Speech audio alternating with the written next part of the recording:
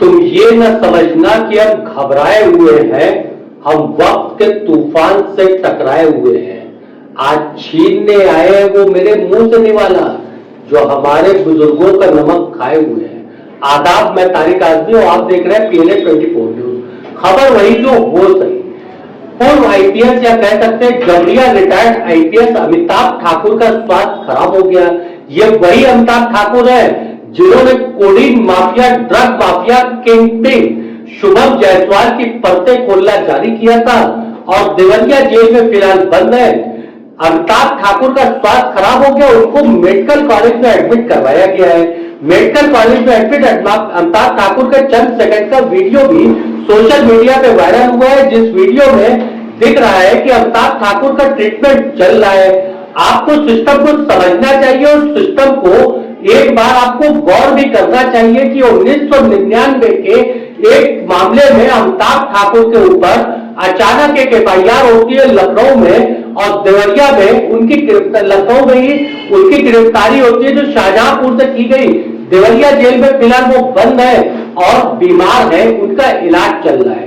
कितनी मारक हो सकता है ना drug mafia king pin Shubham Jaiswal का, और या फिर उसके ऊपर सवाल उठाना। बहरहाल साहब, आप शुभम जायसवाल के ऊपर बहुत सवाल उठा चुके हैं, इतने सवाल ना उठाइए। सत्ता को इतना जवाब नहीं देना चाहिए, शासन प्रशासन को इतना जवाब नहीं देना चाहिए।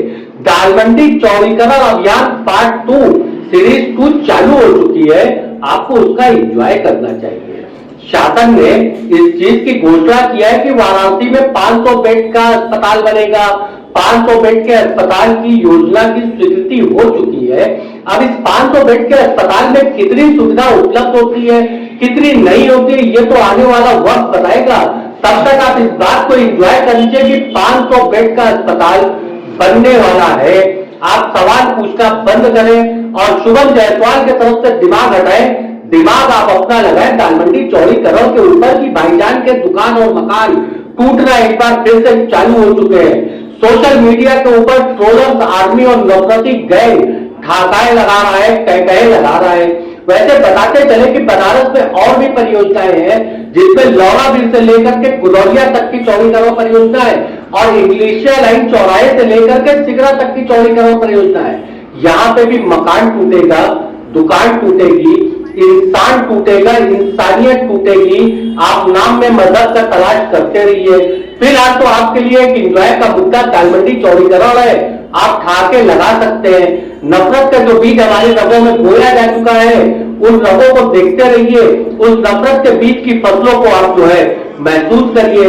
ये तो भला हुआ कि वो शुभम जायसवाल है, कहीं गलती से अगर वो शुभम खान होता तो अब तक पूरे प्रदेश का बुलडोजर उसके दरवाजे पे रहता और पूरे प्रदेश में कोहराम मचा रहा होता। खैर साहब, अच्छा हुआ कि वो शुभम जायसवाल है। अभी नई ताजा जानकारी मिल रही है कि शुभम जायसवाल को नेपाल के अंदर होना बताया जा रहा है, यानी कि वो नेपाल फरार हो चुका है। पिछले दिनों भोला जायसवाल जो शुभम जायसवाल के बाप है, उनकी वाराणसी कोर्ट में पेशी हुई और 9 तारीख को दोबारा उनकी पेशी होनी है वाराणसी कोर्ट में।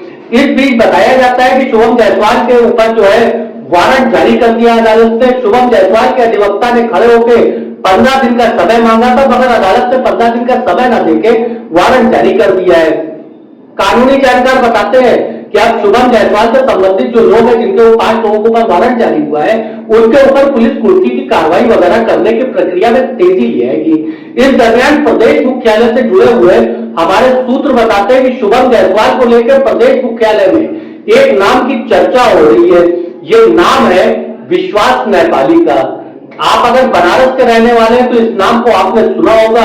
हाँ, अगर आपको अपराध से जो है दिलचस्पी रहती है, अपराध से जुड़ी खबरें आप पढ़ते हैं, तो ये नाम भी आपके ख्याल में होगा, विश्वास नेपाली। बनारस पुलिस के लिए एक अबुझ पहेली विश्वास नेपाली, 2 दशक से फरार विश्वास नेपाली, एक बार फिर से उसका नाम शुभम जायसवाल के साथ जोड़ा जा रहा है और यह बताया जा रहा है कि शुभम जायसवाल नेपाल भाग गया है। अब अगर नेपाल कनेक्शन और शुभम जायसवाल कनेक्शन की बात करते हैं तो हम अपने पुराने सूत्रों को जिंदा करते हुए नई जानकारी आपके सामने पेश करते हैं। शुभम जायसवाल के पिता भोला जायसवाल से नेपाल का बहुत पुराना संबंध रहा है।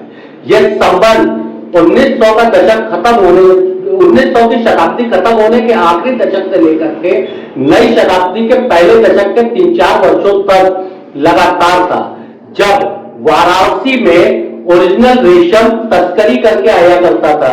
ये तस्करी करके चीन से रेशम आता था जो नेपाल के रास्ते भारत लाया जाता था। इसमें काफी लोग जुड़े हुए थे। ये सारा का सारा तस्करी का जो सिंडिकेट चलता था ये कैश में चलता था। माल जितना मंगवाना रहता था, ये हमारे सूत्र बताते हैं, उसका एडवांस पेमेंट 75% लाने वाले को देना पड़ता था। अब हमारे बहुत ही तगड़े वाले करने वाले सूत्रों ने बताया है कि शुभम जायसवाल के बाप भोला जायसवाल 7 से 8 साल तक रेशम की तस्करी का कारोबार करते थे। अगर वो रेशम की तस्करी का कारोबार करते थे तो नेपाल कनेक्शन आप ध्यान में रखिएगा। और एक बहुत कड़वी सच्चाई है कि पूर्वांचल में नेपाल से कोई भी तस्करी हो रही है पिछले 25 से 30 सालों के या 20 सालों के अंदर अंदर, और उसमें विश्वास नेपाली का नाम ना आए, यह असंभव सी बात है। विश्वास नेपाली वाराणसी पुलिस का वांटेड अपराधी है, इनामी अपराधी है, मगर वाराणसी पुलिस के लिए एक ऐसी पहेली है जिसको आज तक वाराणसी पुलिस सुलझा नहीं पाई है। हाँ, अक्सर कुछ घटनाओं में विश्वास नेपाली का नाम आया है, जिसमें से 2 जो है ट्रांसपोर्टर को धमकी के मामले में विश्वास नेपाली का नाम आया था, मगर वो पहले दबी की दबी रह गई और किसी थाने की धूल चाट रही होगी। FIR दर्ज हुई थी। FIR में विश्वास नेपाली का कनेक्शन ढूंढते हुए पुलिस वालों के हाथ जो लगे थे सब्जी वाले और पहुंचे वाले ही लगे थे कॉल रिकॉर्डिंग के अनुसार। बहरहाल साहब आप मुद्दे में रहते हैं कि विश्वास नेपाली का कनेक्शन शुभम जायसवाल से कैसे हो सकता है। ये हो सकता है भोला जायसवाल के माध्यम से।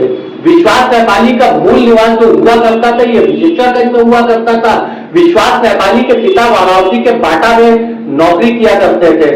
जिस समय हमने आज से 4 से 5 साल पहले विश्वास नेपाली के अगेंस्ट एक सीरीज चलाया था, सीरीज में विश्वास नेपाली के इस सिंडिकेट का खुलासा किया था, तो उस वक्त के हमारे सूत्र बताते हैं कि विश्वास नेपाली काठमांडू से 27 से 28 किलोमीटर दूर पे स्थित ज्ञानेश्वर के पास अपना अड्डा बनाए हुए।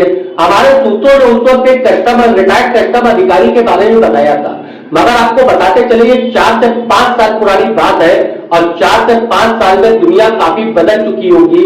अभी वो कस्टम अधिकारी किस स्थिति में, और या फिर विश्वास नेपाली जिसने अपना अड्डा ज्ञानेश्वर में बनाया था और इसका आता वहां का टंके नाम का जो है एक माओवादी नेता हुआ करता था, वो किस स्थिति में, इस चीज की हमारे पास कोई पुख्ता जानकारी नहीं है। मगर हाँ, शुभम जायसवाल का एक कनेक्शन नेपाल से जुड़ता हुआ जरूर दिख रहा है। आप सवाल मत पूछिएगा, मामला धीरे धीरे करके ठंडा हो रहा है, आप फिर से सवाल पूछने लगते हैं तो फिर से शुभम जायसवाल का नाम उभर जाता है। सफेद पोशों के ऊपर कोई कार्रवाई वाराणसी पुलिस नहीं कर रही है। सफेद पोशों की तस्वीरें सोशल मीडिया पे वायरल हो रही है। एक तथाकथित पत्रकार की तस्वीरें सोशल मीडिया में शुभम जायसवाल के साथ वायरल हो रही है, मगर पुलिस इसके ऊपर कोई एक्शन नहीं कर रही है। शायद हो सकता है कि अगर इनके ऊपर एक्शन होता है तो कई और सफेद पोश बेनकाब हो जाए, तो उस नकाब को पड़े रहने देना चाहिए। आपने सवाल काफी कर लिया है शुभम जायसवाल के ऊपर, अब शुभम जायसवाल के मामले को ठंडा होना चाहिए, तो इसीलिए आपको दालमंडी के ऊपर गौर करना चाहिए। आप दालमंडी पे गौर करिए, भाईजान के दुकान और मकान टूट रहे हैं, भाईजान परेशान है। एक बार फिर दालमंडी में चला बुलडोजर, गर्जा हथौड़ा, हथौड़े पे जंग लगी थी, जंग साफ होने लगी, इस तरीके की टाइटल की कई खबरें आप सोशल मीडिया पे देख चुके हैं, अभी आगे भी देखते ही रहेंगे। बताते चले कि दानियल बाजार के नुक्कड़ पे एक मकान जो अधिग्रहण की जद में आया था, अधिग्रहण के तहत जिसको प्रशासन ने खरीद लिया है, उसको आज बुधवार को तोड़ने की प्रक्रिया प्रशासन ने चालू किया है।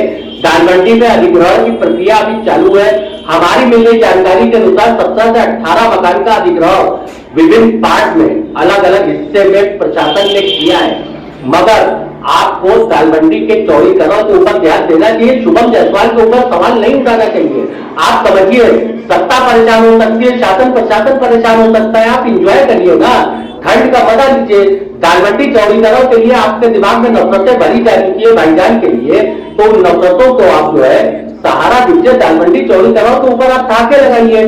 क्या होता है, एक मकान बनाने में, एक आशियाना बनाने में एक इंसान टूट जाता है, जिंदगी पूरी उसकी जो है खत्म हो जाती है। सवाल तो बहुत से पैदा होते हैं, इंसान कोई भी हो, चाहे वो अब्दुल हो चाहे रामू हो, आशियाना सभी का होता है, दर्द सभी का होता है, भावनाएं सभी की जुड़ी रहती है। आप क्या करेंगे? आप यही कर सकते हैं कि नाम में मजहब की तलाश करके जो चीजें बताई गई है, नाम में मजहब की तलाश करते हुए आप जुटे रहें और तालबंदी चौड़ीकरण के ऊपर अपनी प्रक्रिया तेज कर दें साहब। आपको सोशल मीडिया पे शुभम जायसवाल की बात नहीं करनी है, आपको सोशल मीडिया पे तालबंदी चौड़ीकरण की तारीफ करनी है। तालबंदी चौड़ीकरण पे रोते हुए भाईजानों को देख करके आपको हंसना है। नंबर सबका आता है। चौड़ीकरण की जद में और भी इलाके हैं, लंका पे जिस तरीके से तोड़फोड़ हुई, जिस तरीके से वहां पे मकान चौड़ीकरण के जद में, या फिर कह सकते हैं कि अस्थायी निर्माणों को जिस तरीके से तोड़ा गया, उनका पुनर्वास किए बिना हम आलोचना उसकी भी करते हैं। भले से आप हमारे ऊपर एक थप्पा लगा दें कि मैं सिर्फ और सिर्फ तालबंदी की बात कर रहा हूं, मैंने कलेक्ट्री फार्म चौराहे की भी बात किया, मैंने महुआ जी की भी तोड़फोड़ की बात किया, मैंने लंका पे चाची की कचौड़ी की भी बात किया था। शायद आपको याद नहीं होगा, क्योंकि नाम में मजहब तो आप हमारे भी तलाश कर सकते हैं। खैर साहब, अगर आपको हमारा वीडियो पसंद आता है तो वीडियो को शेयर करें, चैनल को सब्सक्राइब करें, वीडियो को लाइक करें, अपने नजरिए को कमेंट बॉक्स में रखें, और अगर आप हमको आर्थिक सहायता प्रदान करना चाहते हैं तो ज्वाइन बटन दबाएं। और हाँ, ध्यान रखें, शुभम जायसवाल को लेकर के सवाल ना पूछिए, अब इस मामले को ठंडा होने दीजिए। मैं तारिक आजमी, अल्लाह हाफिज।